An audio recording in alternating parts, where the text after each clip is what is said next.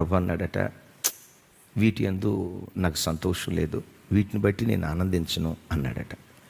ఇలా ఒక్కొక్క దేవదూత ఆయా రకాలైన వస్తువులను దేవుని ముందు పెడతా ఉంటే